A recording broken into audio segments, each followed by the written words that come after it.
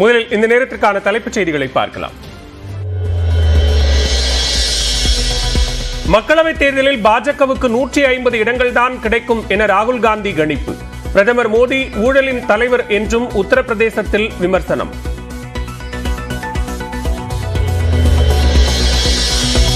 ராகுல் காந்தி நம்பிக்கைக்குரிய இளம் தலைவராக திகழ்வதாக முதலமைச்சர் மு க ஸ்டாலின் புகழாரம். நரேந்திர மோடி மீண்டும் பிரதமராக கூடாது என்று சொல்ல தயாரா என்று எடப்பாடி பழனிசாமிக்கு சவால்.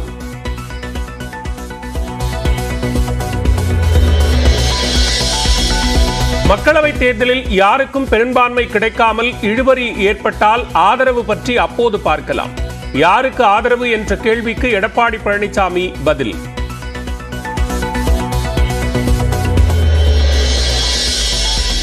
திருப்பரங்குன்றத்தில் தாய் பிரேமலதாவுடன் வாக்கு சேகரித்த விருதுநகர் தொகுதி விஜயபிரபாகர் பரப்புரை.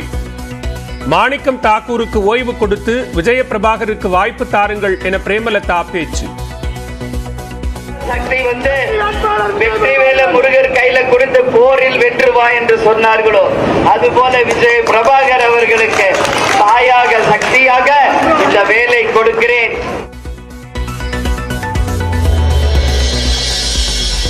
இந்து மதத்தையும் இந்துக்களையும் காப்பாற்றுவது போல ஏமாற்றுகிறது பாஜக.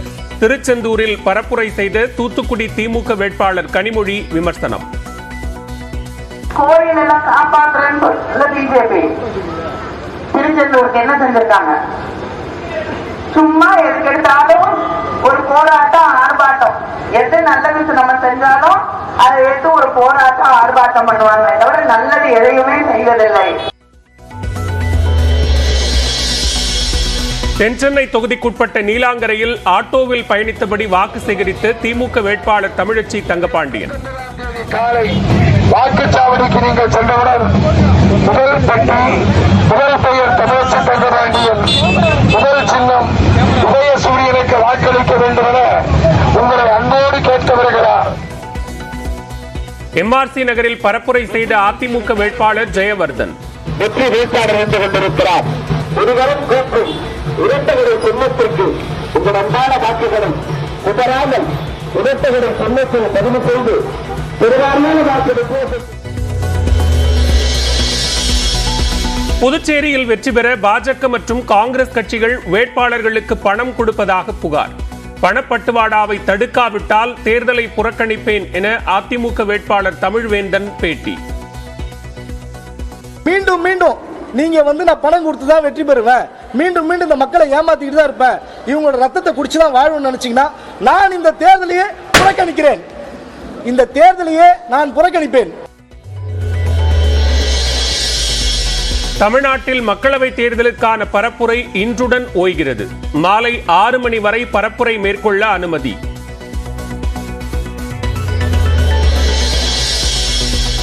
இன்று மாலை 6 மணிக்கு மேல் சமூக வலைதளங்கள் மூலமாக வாக்கு சேகரித்தால் 2 ஆண்டுகள் சிறை.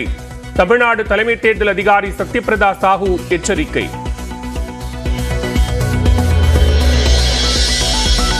அரக்கோணம் பகுதியில் நேற்று இரவு மட்டும் 2,23,000 ரூபாய் பறிமுதல்.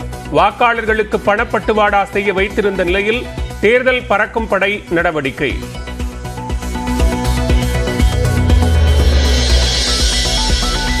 வாக்கு எண்ணிக்கைக்கு பிறகு கண்ட்ரோல் யூனிட், இவிஎம், விவிபேட் ஆகியவை தனித்தனியாக சீல் வைக்கப்பட்டு பாதுகாக்கப்படுமா?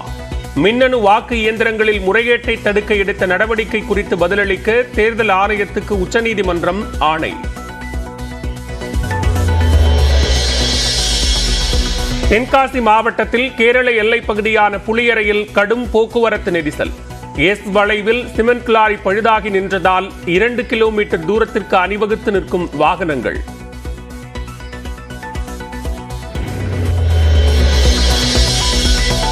மக்களவை தேர்தலையொட்டி நாளை சென்னையிலிருந்து கோவைக்கு சிறப்பு ரயில். தென் மாவட்ட மக்களின் வசதிக்காக கன்னியாகுமரிக்கும் சிறப்பு ரயில்.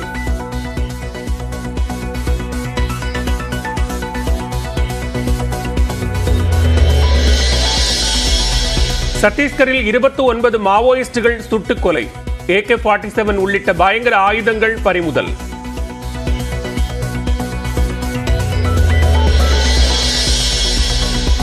ஐபிஎல் தொடரில் கடைசி பந்தில் கொல்கத்தாவை வீழ்த்தியது ராஜஸ்தான். அதிரடி சதம் விளாசி அணியை வெற்றி பெறச் செய்த தொடக்க வீரர் பட்லர்.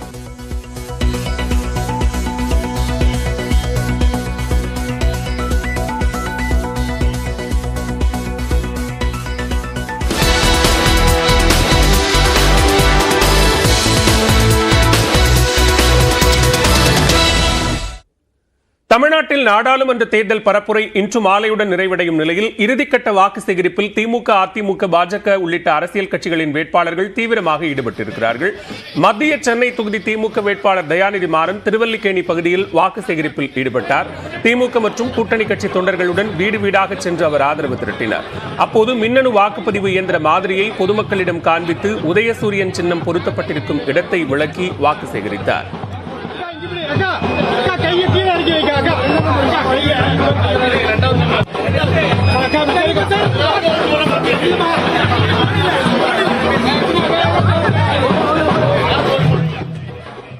தென்சென்னை தொகுதி அதிமுக வேட்பாளர் ஜெயவர்தன் எம்ஆர்சி நகரில் உள்ள விநாயகர் கோயிலில் வழிபட்ட பிறகு இறுதிக்கட்ட வாக்கு சேகரிப்பில் ஈடுபட்டார். முன்னாள் அமைச்சர் கோகுல இந்திராவுடன் திறந்த வாகனத்தில் சென்று பொதுமக்கள் மத்தியில் ஆதரவு திரட்டினார். அப்போது நியூஸ் 18 தொலைக்காட்சிக்கு பேட்டியளித்த ஜெயவர்தன் தனக்கு வெற்றி வாய்ப்பு பிரகாசமாக இருப்பதாக தெரிவித்தார். ஒரு மக்கள் சட்டம் ஒழுங்கு சீர்கேடு, போதை வசதிகள் எளிதாக கிடைக்கக்கூடிய ஒரு மாநிலமாக தமிழகம் மாற்றி இருக்கு. ஸோ இது எல்லாமே மக்கள் மத்தியில் மிகப்பெரிய அதிருப்தியை திமுக அரசாங்கம் மேலே ஏற்படுத்தியது.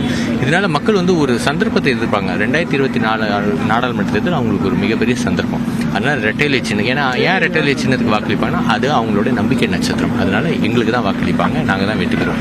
பாஜக பொறுத்தவரைங்க களத்தில் அவங்களுக்கு ஆட்கள் இல்லை, மக்கள் இடத்துல பேச்சு பொருளாக இல்லை. அப்படி இருக்கிற விதத்தில் எந்தவித சலசலப்பும் அது ஏற்படுத்தாது.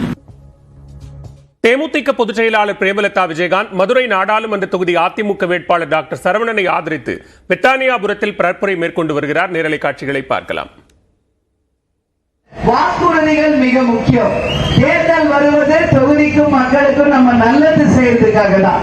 அதனால சரவணன் வெற்றி பெற்று உங்கள் குரலாக பார்லிமெண்ட்ல அவர் குரல் எதிரொலித்து நமது மதுரை மக்களுக்கு என்ன வாக்குறுதின்றத சிலவே நான் முக்கியமா சொல்றேன். இங்க சித்திரை திருவிழா நடக்கிற நேரத்துல எல்லாமே சந்திக்கிறது மாதிரி இந்த நிகழ்ச்சியில உங்களை நான் சந்திக்கிறேன். இங்க மதுரை விமான நிலையத்தை உடனடியாக விரிவாக்கம் செய்ய மக்கள் குரலாக டெல்லியிலே நமது வேட்பாளர் உறுதியாக உங்களுக்காக குரல் கொடுப்பார்.